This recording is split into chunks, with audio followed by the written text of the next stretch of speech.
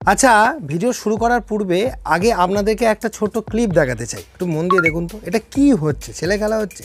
দেখুন, সবথেকে বড় ব্যাপার, দেখতে দেখতে আমার কথাটা মনোযোগ দিয়ে শুনুন। এই কদিন আগে অ্যাপয়েন্টমেন্ট নিয়ে একজন আমার সাথে কনসালটেন্সি করছে, তার জানালার সানসেটের রড বাঁধা চলছে। বাঁকা বলে এইসব জায়গায় মিস্ত্রিরা বলে নাকি যে আমরা 6 mm এর রড দিয়ে সানসেটের রড বাঁধাই করব। সমস্যাটা কি? 6 mm এর রড কি হিসাবে বেশিরভাগ ক্ষেত্রে ব্যবহার করা হয় জানেন?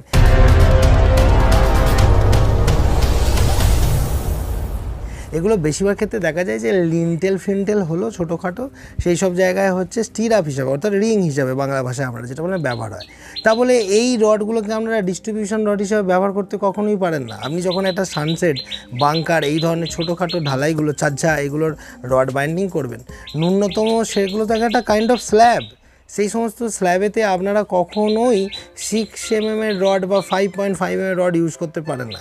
সমস্যা দেখা যাচ্ছে কি, কাজের সুবিধা করার জন্য এগুলো নাকি তারা করছেন, যে এখানে এরকম ইউ শেপের বাঁক রয়েছে, আমি ব্যাকাবো কী করে।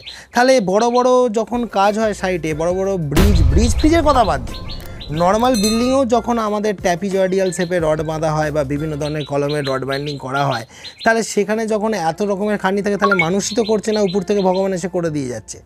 কাজ যখন তোমরা নিচ্ছ, তোমরা কেন কম পয়সায় কাজ নিচ্ছ? একটা জিনিস ভালো করে বোঝার চেষ্টা করো, কাজের একটা বেসিক গুণগত মান সবাইকে কিন্তু বজায় রাখতে হবে। 10 টাকা কম নিয়ে কাজটা ধরার জন্য তুমি ছুটে আসছো এবং ছুটে এসে তুমি কাজে ফাঁকি মারছো, এটা কিন্তু ইঞ্জিনিয়ার হিসেবে আমি কখনোই অ্যালাউ করবো না। তার জন্য যদি তোমরা আমাকে খারাপভাবে ভাবতে পারো, একটা কথা সবসময় জেনে রাখবে, একজন প্রকৃত ডাক্তারের যেমন কর্তব্য যে রুগীর রোগটাকে সারানো, সেরকম একজন প্রকৃত ইঞ্জিনিয়ারের কর্তব্য হচ্ছে যে কাজের গাফিলতিগুলোকে তুলে ধরা। সে কিন্তু এর হয়ে তার হয়ে কথা বলতে পারবে না। অনেকেই আমাকে ভিডিওতে কমেন্ট করে যে আপনি যে এত কথা বলছেন, আপনি একবার রেট নিয়ে বলুন। কেন? রেট নিয়ে কদিন আগে একটা ভিডিও আমি বানিয়েছি এবং সম্ভবত ভিডিওটা তোমরা দেখেওছো। যদি না দেখা হয়ে থাকে এখনও, চুক্তি রেট কীভাবে করতে হয় সেই নিয়ে আমি লিঙ্কটা দিয়ে দিলাম, আই বাটনে গিয়েও তোমরা ভিডিওটা দেখতে পারো। তবে একটা কথা বলছি, ইঞ্জিনিয়ারদের সাথে এই সমস্ত বিষয়ে ফাজলামি করবে না, তাহলে আগামী দিনে আরও কিছু কঠিন সত্য কথা ক্যামেরার সামনে দাঁড়িয়ে বলবো। তো একটা কথা, আসল জিনিস যেটা দেখা যাচ্ছে যে কখনোই এইভাবে জানলার রড বাঁধা চলবে না। যদি বাঁধেন তাহলে একটা কথা বলে রাখছি, ওই জানলাটা টিকবে না। এবং এই জায়গায় দাঁড়িয়ে আর একটা মেন কথা, তাহলে কি রড দিয়ে বাঁধবো? ন্যূনতম 8 mm এর ডায়ার রড, ঠিক আছে? এবং thickness of the slab should be 3 to 3.5 inch. 3 থেকে 3.5 ইঞ্চি থিকনেস দিতেই হবে। অনেকে দেখা যাচ্ছে 6 mm এর রড দিচ্ছে বলে আবার তারা তাদের একটা ব্যাকআপ প্ল্যানও ভেবে রেখে দিয়েছে। বলছে খুব ভারী করব না, ওই 2 ইঞ্চি ঢালাই করব। বলছে তাতে নাকি প্লাস্টার করে 3 ইঞ্চি দাঁড়াবে, দেখতে ভালো লাগে। এই সমস্ত চ্যাংড়াপোনা কথাবার্তা কোথায় শিখেছেন? একটা কথা সবসময় জেনে রাখবেন, আমি না কাউকে খুশি করতে পারবো না। সত্যি কথাটা বললে গায়ে মিদবে, একটু শুনতে হবে। যারা মালিক তারা উপকৃত হয়, মিস্ত্রিরাও উপকৃত হয়, কারণ সত্যি কথাগুলো বললে কিছু মানে ফাজিল মিস্ত্রি থাকে, তারা বাদে সবাই উপকৃত হয়। মেন যেটা ব্যাপার, 1/2 ইঞ্চি পাথরও দেবেন না, 2 ইঞ্চি ঢালাইও করবেন না, আর এই 6 mm 5 mm রিংও ইউজ করবেন না। 8 mm এর রড দিয়েই করবেন। ইউ মতো বেঁকাতে হোক, এল করতে হোক, ঢোকাতে হোক, সেইভাবেই করতে হবে, সেইভাবেই আপনাকে খাটতে হবে। রাজমিস্ত্রি কাজে নেবে ফোকটিয়ায় পয়সা কামানো যাবে না। তো এটা গেল একদম ইম্পর্টেন্ট বাস্তব একটা কথাবার্তা। এরকমই আর একটা ইম্পর্টেন্ট কথা বলে দিলাম, তাহলে ভিডিওর মধ্য থেকে জেনে নিলেন যে 6 এর রড যদি কোথাও ইউজ হয়, অনলি সেটা লিন্টেলের রিং হিসাবে। 1/2 ইঞ্চি পাথর যদি কোনো জায়গায় ইউজ হয়, অনলি সেটা হচ্ছে ড্যাম প্রুফ, ডিপিসি যে ঢালাই করা হয়, ছবিতে দেখাচ্ছি, সেখানে। কোনোভাবেই এই জানলার সানসেট, বাংকার, এই সমস্ত জায়গায় করবেন না। আর 8 এর রড দিয়ে যখন আপনি রড বাঁধবেন, গ্যাপটা 5 ইঞ্চির বেশি কিন্তু দেবেন না, 6 ইঞ্চি 7 ইঞ্চি করবেন না। এবং যেমন ধরনের জানলা শেপ আসছে সেইভাবেই রডটাকে বেঁকিয়ে করতে হবে। অনেকে এইসব জায়গায় দেখি কাটা সার্ভিস করে রড কেটে ল্যাপিং করে বলে গোটাটা বেঁকানো যায় না, ওটা করবেন না। চেষ্টা করবেন পুরোটাই একটাই রড দিয়ে বানানোর। এবং সবাই করছে, আমাদের কাছে যারা কাজ করছে তাদেরকে সেভাবে ইনস্ট্রাকশন দেওয়া হয়, তারা সেইভাবেই করে। তো এই নিয়মগুলো মেনে চলতে পারলে আপনাদেরই ভালো।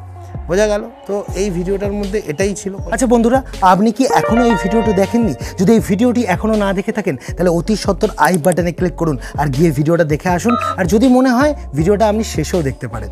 তো এই বিষয়বস্তুগুলো তাহলে বুঝতে পারছেন তো, এই ধরনের ফাঁকিবাজি কাজ কিন্তু করা চলবে না কিছুতেই, ঠিক আছে? এই কথাগুলো বারবার বলছি। জানালার সানসেটে আমরা অনেকেই নেগলিজেন্সি আমাদের থাকছে, আমরা এগুলোকে গুরুত্ব দিচ্ছি না।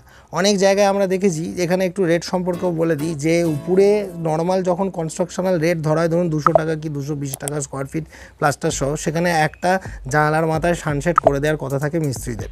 কিন্তু ম্যাক্সিমাম জায়গায় দেখা যায় আমরা মালিক পক্ষরা ইঞ্জিনিয়াররা কিছু ডিজাইন করি স্টাইলিশ, তো সেক্ষেত্রে সেই তার উপযুক্ত টাকা জানলা বাবদ হয়তো 1000, 1500, 2000 টাকা মিস্ত্রি খরচ হিসাবে বা যাই হোক এক্সট্রা পেমেন্ট করতে হয়। তখন সেক্ষেত্রে পেমেন্ট নিয়ে কাজ করতে তো কোনো দ্বিধা নেই, কোনো অসুবিধা নেই, তাহলে আমি সেখানে ভুলটা কেন করব, বোঝা গেল? তো এটা একটা ঘটনা বলে দিলাম, যে মালিক পক্ষকেও বলছি যখন আপনারা এক্সট্রা কাজ করাবেন, যেহেতু মিস্ত্রিরা বারবার বলে দিলাম, তা নাহলে আবার তারাই কমেন্ট করবে যে আপনি আমাদের রেটের নিয়ে বলেন না।